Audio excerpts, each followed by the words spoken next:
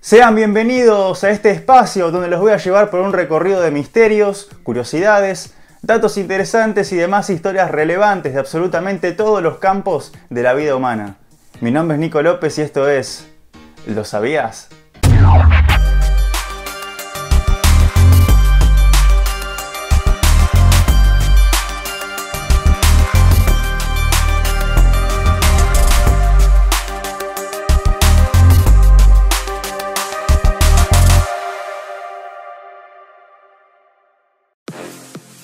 Estos son los títulos del episodio 8. Todos quisimos ser un Power Ranger cuando éramos chicos, pero al conocer qué fue de la vida de los protagonistas, seguramente agradezcamos nunca haber sido un Ranger.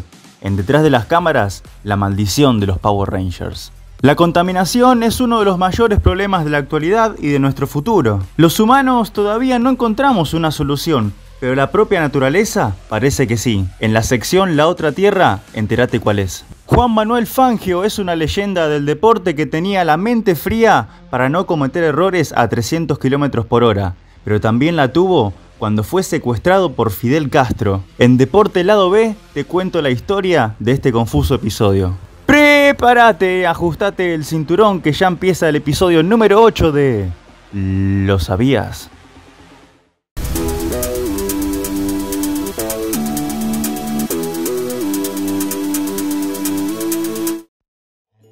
Los Power Rangers. ¿Cómo no recordar a estos héroes vestidos de todos los colores? ¿Quién no jugó en primaria a ser un Power Ranger? Todos los hombres nos peleábamos por ser el rojo y las mujeres querían ser la Power Ranger rosa. Una noble serie de la cual fui acérrimamente defensor y fervientemente fanático durante muchísimo tiempo. Todos en algún momento quisimos ser ellos. Pero después de tantos años no creo que tengamos las mismas ganas de ponernos en sus zapatos. Y menos sabiendo la serie de eventos trágicos y desafortunados que tuvieron que vivir muchísimos de los actores del cast de Power Rangers a lo largo de estos años. Esta serie de eventos desafortunados dio origen a un nuevo mito urbano: la maldición de los Power Rangers. Para el elenco de los Rangers siempre se elige un grupo de jóvenes con distintos rasgos étnicos y también algunas cualidades para la actuación. Muchos pensarán que formar parte de una serie con alcance mundial catapultaría tu carrera artística. Sin embargo, después de decenas de temporadas de Power Rangers, no hay ni un solo caso de un actor que haya sido exitoso y reconocido después de haber participado en la franquicia. En su momento, estos personajes defendían a la honestidad y a la justicia frente a crueles villanos. Sin embargo, no son pocos los actores que, una vez finalizada su actuación en la serie, se pasaron literalmente al lado oscuro. Robos, muertes, asesinatos, traumas, pornografía, decadencia absoluta. Estos son algunos de los ingredientes que conforman la maldición de los Power Rangers. Bueno, empecemos con el conteo. Uno de los casos más insólitos, sin duda, pasó hace poquito, y es el de Ricardo Medina Jr. ¿Quién es Rick Medina? El Ranger rojo de Power Rangers Fuerza Salvaje. Seguramente lo tenés que conocer. Y empezamos con un episodio muy tranquilo, porque el amigo Ricardo Medina vivía con un compañero de piso, tuvo una discusión con este amigo y le terminó clavando una espada. Supuestamente una pelea de polleras que involucraba a la novia de Rick Medina desencadenó en la furia del actor, el ex Ranger rojo, que paradójicamente una de sus armas era un sable. Se entregó a la policía y fue condenado a 6 años de prisión luego de admitir su culpabilidad en el asesinato. Pero Ricardo Medina no fue el único homicida, sino que un actor que participó en algunos capítulos en las primeras series de los Power Rangers estuvo involucrado en un homicidio muy mediático en Estados Unidos en el año 2008. Se trata de Skylar de León, quien intentó robarse un yate, asesinó a los dueños y los tiró por la borda atados a un ancla, un tipo muy sereno.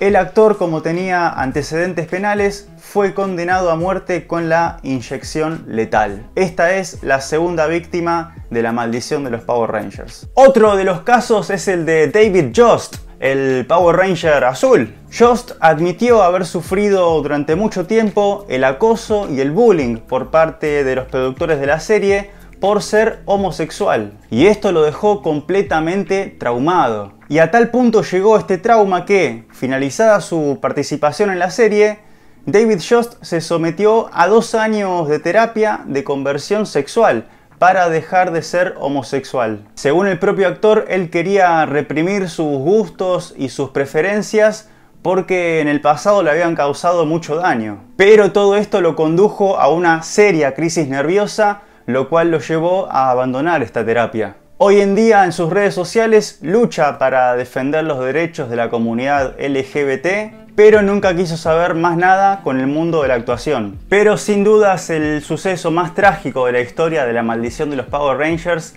es el protagonizado por la Power Ranger amarilla, Thuy Trang. Esta actriz de origen vietnamita interpretó el personaje de Trini en la primera temporada y falleció a causa de un accidente automovilístico muy grave. La actriz no llevaba puesto el cinturón de seguridad en la autopista, entonces murió en el acto, salió despedida y la amiga que la acompañaba quedó parapléjica.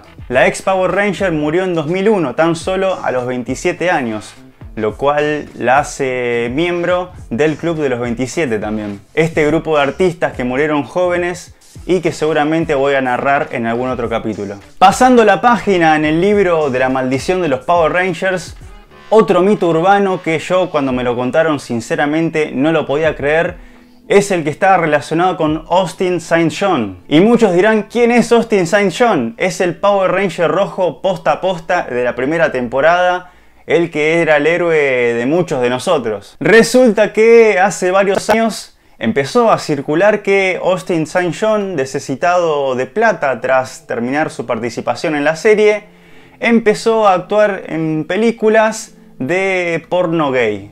Con lo cual, lejos de seguir ligado a las series infantiles o a las artes marciales, incursionó por otros lados. ¿Pero esto es verdad o mito? Esto era completamente falso. Otro mito urbano, otra fake news. Austin St. John tuvo otras pequeñas apariciones en otras series y también trabajó como bombero, pero nunca como bombero hot. Resulta que todo esto se generó porque hay un actor de porno gay que tiene un gran parecido con él. Pero bueno, aunque él salió a desmentirlo muchas veces, en la creencia popular se sigue pensando que él es un actor de porno gay porque estas fake news circularon con muchísima fuerza. Y otro mito urbano es el que rodeaba a Walter Jones, quien interpretaba al Power Ranger negro. Se dice que después de su partida de la serie, el actor entró en una profunda depresión, lo cual lo llevó a los excesos, a la violencia y a perder el dedo de una mano. Pero lo cierto es que el propio Jones dijo que perdió este dedo a los 4 años, en la serie ya no tenía el dedo, y lejos de estar en un pozo depresivo, dedica sus días a ser profesor de salsa. Alguien que no estuvo exento a esta maldición es la gran estrella de la saga, Jason David Frank. Frank apareció en 6 temporadas e hizo de 5 Power Rangers diferentes. Resulta que en 2017, en estas convenciones que hacen los ex actores de la serie para encontrarse con sus fanáticos, la policía detuvo a un loquito que estaba planeando agredirlo, un fanático que lo quería matar. Este loquito llevaba varios días vigilando el evento y tenía en su mochila una escopeta y 2 pistolas cargadas listas para dispararle. Otro capítulo más de los fanáticos locos que por suerte pudieron detenerlo a tiempo. Y a su vez, para seguir alimentando el morbo de esta maldición, el hermano de Jason David Frank murió a temprana edad, a los 29 años, por una enfermedad desconocida y a su vez tuvo una pequeña participación en la serie también. Seguimos sumando muertos al baúl de los Power Rangers y ahora tenemos que hablar de Pua Magasiva, quien murió a los 38 años. Este joven actor neozelandés interpretó al Ranger Rojo en Power Rangers Tormenta Ninja. Y las causas de su muerte son completamente una incógnita. Se dice que fue una muerte súbita mientras él dormía, pero jamás hubo un comunicado oficial, así que la muerte de este actor permanece en completo misterio. Y si hasta acá les parece que efectivamente hay una maldición y que la serie está contaminada de un montón de hechos medio turbios, todavía hay más. Machiko Soga, quien interpretaba a la villana Rita Repulsa, murió en 2006 a causa de un cáncer de páncreas. Robert Manahan, quien interpretaba al mítico Zordon, murió repentinamente a los 43 años por una falla en el corazón.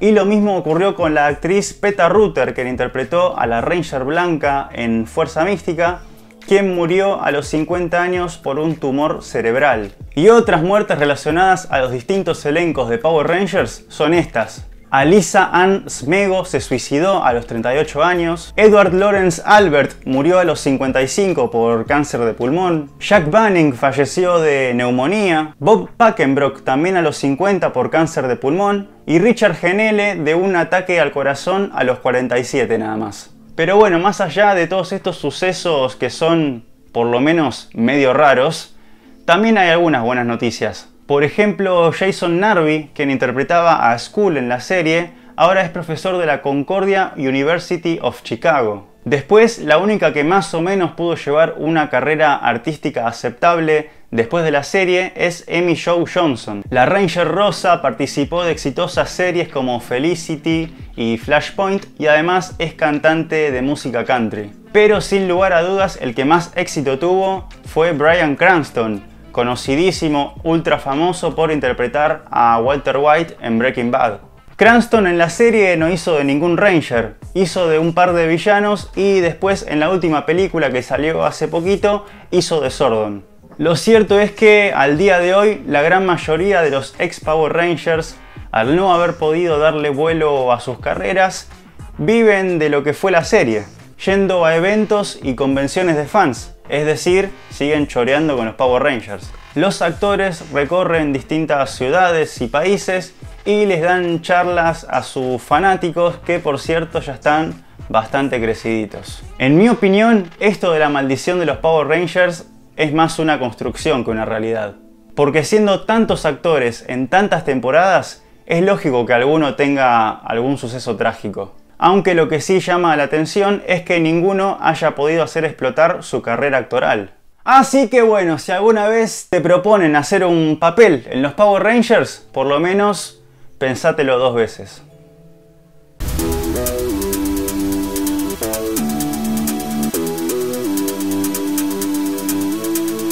El plástico es uno de los mayores causantes de contaminación a nivel mundial. Bolsas, botellas, recipientes para comer, por ejemplo, son a diario descartados en la vía pública, en los ríos, en los mares, porque tienen muy poca vida útil. Pero el gran problema es que el plástico es un material muy resistente, un material muy difícil de degradar. Y a la vez el ser humano se acostumbró a usar plástico, se le hace muy difícil al ser humano reemplazar el plástico. Esto se transforma en un círculo vicioso que le hace muy mal al planeta y es nocivo para todos nosotros. El polietileno en concreto es uno de los materiales plásticos más conflictivos. Por ejemplo, es el que usamos para envases o para las bolsitas del supermercado. Para que se den una idea, una persona en promedio usa 230 bolsas de plástico al año, lo cual se traduce, juntando a toda la población, en aproximadamente 80 millones de toneladas de material casi indestructible porque es muy difícil de degradar. ¿Qué quiero decir con difícil de degradar? Bueno, una bolsita de plástico, por ejemplo, tarda 100 años en desaparecer. Pero bueno, no todo es malo, no todo es desesperanza, porque la naturaleza nos vuelve a mostrar una y otra vez que es muy sabia. Y es la mismísima naturaleza la que nos puede llegar a ofrecer una solución al problema que nosotros le estamos creando. Resulta que científicos españoles descubrieron una oruga que se utiliza para usar de carnada de pesca que es capaz de degradar los plásticos, en especial el polietileno, este material tan conflictivo y tan difícil de hacer desaparecer. Este insecto es llamado el gusano de cera porque se alimenta de la cera y de la miel de las abejas. Estos gusanos viven como parásitos en las colonias de abejas porque, bueno, las polillas entran a los panales y dejan ahí sus huevos para que se alimenten de la miel y de la cera. Y este genial descubrimiento se hizo de casualidad, porque la científica Federica Bertocchini, quien es también apicultora aficionada, estaba limpiando sus colmenas, sus colonias de abejas, cuando sacó los gusanos que vivían en estas colonias, los puso en una bolsa y se dio cuenta que estaban empezando a aparecer agujeros en estas bolsas. Lo que era algo rutinario para Federica, como limpiar sus panales para que sus abejas puedan crecer mejor y sacarle los gusanos, terminó siendo un experimento científico. Resulta que la científica dejó a estos gusanos adentro de una bolsa de plástico, de polietileno, se fue un rato y cuando volvió se dio cuenta que todos los gusanos se habían escapado porque habían comido el polietileno. Y a su vez, para corroborar que no era el mecanismo de masticación que tienen las orugas lo que hacía que las bolsas se rompan, ¿qué hicieron los científicos? Aplastaron un montón de orugas y las untaron como si fuera casancrem en las bolsas de plástico y obtuvieron los mismos resultados. Con lo cual, con esto se llegó a la conclusión de que estas orugas, estos insectos, producen una enzima que es capaz de degradar el polietileno. Según los científicos, a su vez, esta degradación es muy rápida, con lo cual, con la ayuda de biotecnología, se podría producir o replicar esta enzima a gran escala. Con lo cual, si esto se logra, sería un gran avance y un gran alivio para la naturaleza y para toda la contaminación que hay tanto en tierra como en los océanos. Y de esta forma, el gusano de cera se suma a la lista de bichos que pueden degradar el plástico, pero con la diferencia de que el gusano de cera lo hace a una muy alta velocidad. El gusano de la harina es otro bicho que puede degradar plástico gracias a las bacterias que tiene en su aparato digestivo. Y también la bacteria Ideonella sakaiensis puede crecer y alimentarse a base de plástico porque posee una enzima que se lo posibilita.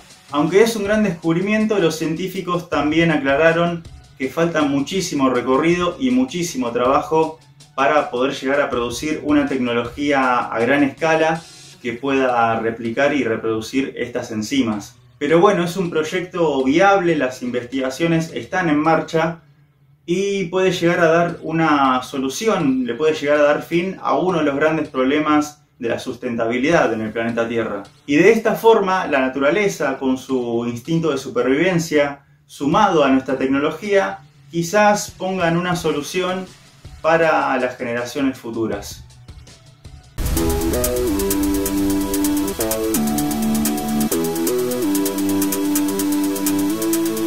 El argentino Juan Manuel Fangio es una leyenda del automovilismo por haber conseguido 5 campeonatos mundiales de Fórmula 1. El último lo consiguió en 1957 y recién 45 años tuvieron que pasar para que lo puedan superar, ya que en 2003 el gran Michael Schumacher, a quien ya le dedicamos un capítulo, consiguió su 6º título. Además, su leyenda se hace más grande porque logró hazañas en una época en la que los coches no tenían nada de seguridad. Las pistas eran súper peligrosas, ni siquiera usaban cinturón de seguridad y ni hablar del traje antillamas y esas cosas, no existían. Los tipos como Fangio en esa época se subían a su monoplaza, se calzaban unas antiparras, un casquito chiquito y allá iban a la carrera. Y así todo andaban casi a la misma velocidad a la que andan hoy en día los Fórmula 1. La verdad, se necesitaban unas bolas gigantes para ser piloto de alta velocidad en esa época, porque cada carrera era una nueva posibilidad de morir.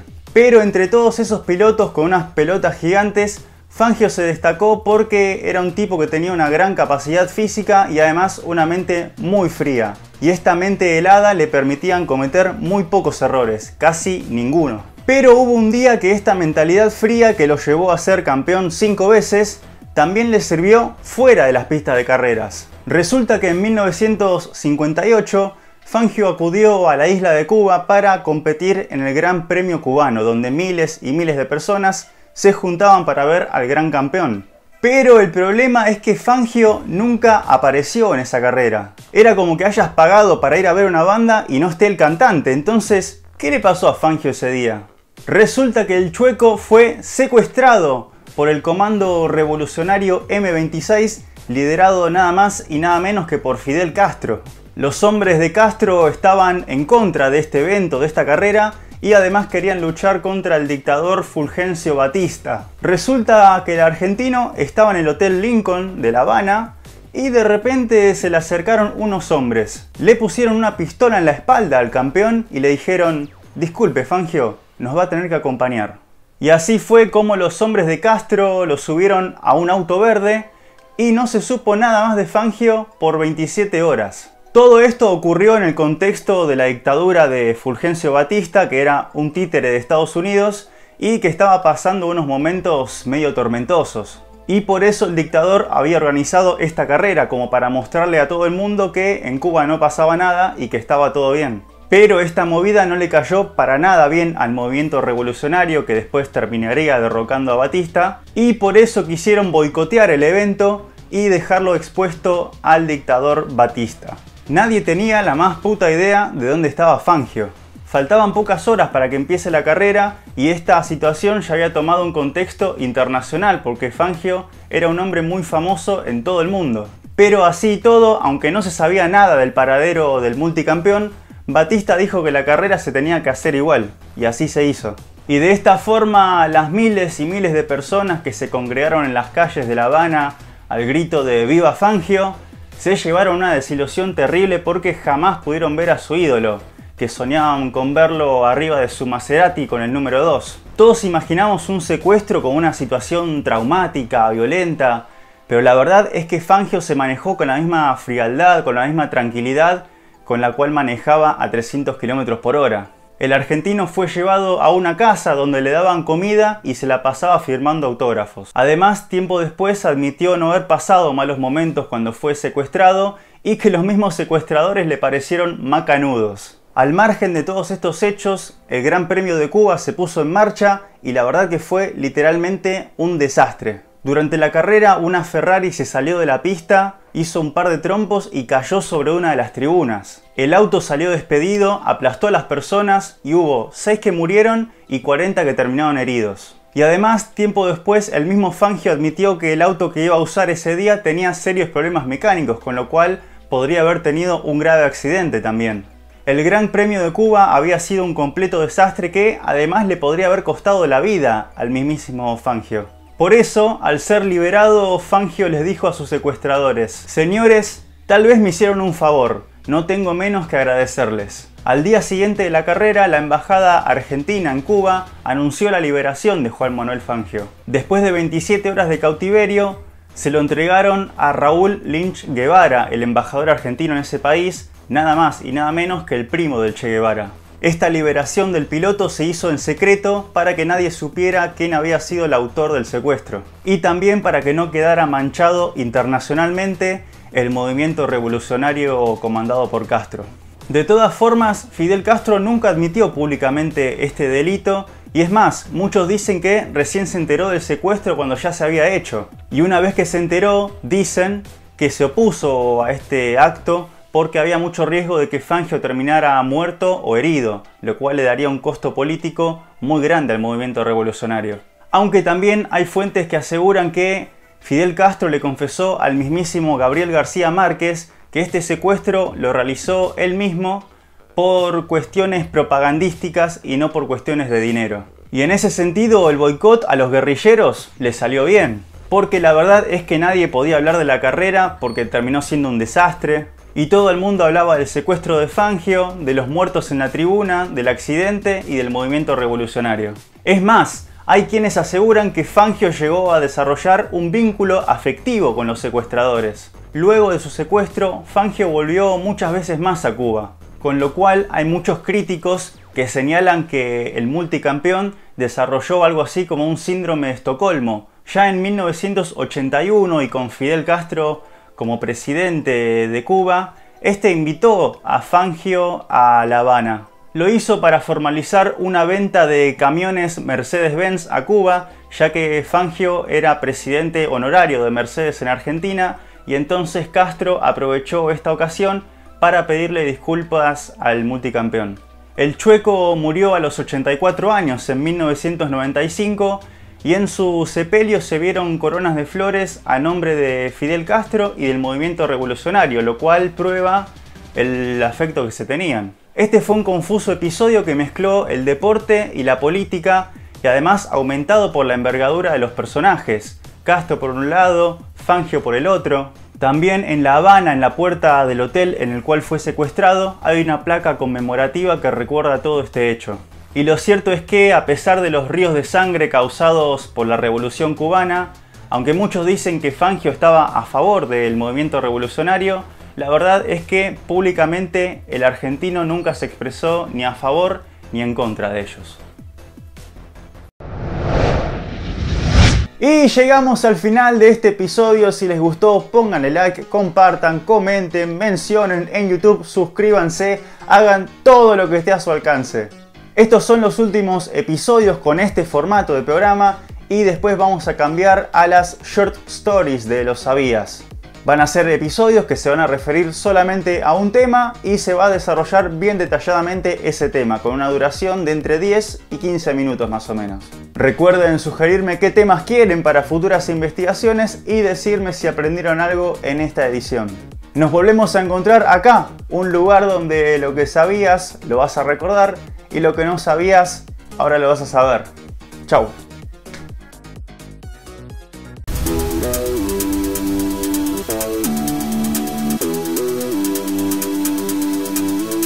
Probando. Y se ponían la misma frialdad y tranquilidad que tenía que... Esta negociación y posterior liberación del piloto se hizo en secuestro para que nadie supiera quién estuvo detrás del secuestro. Fangio volvió mucha... Qué boludo que soy, por favor. Oh, Dios.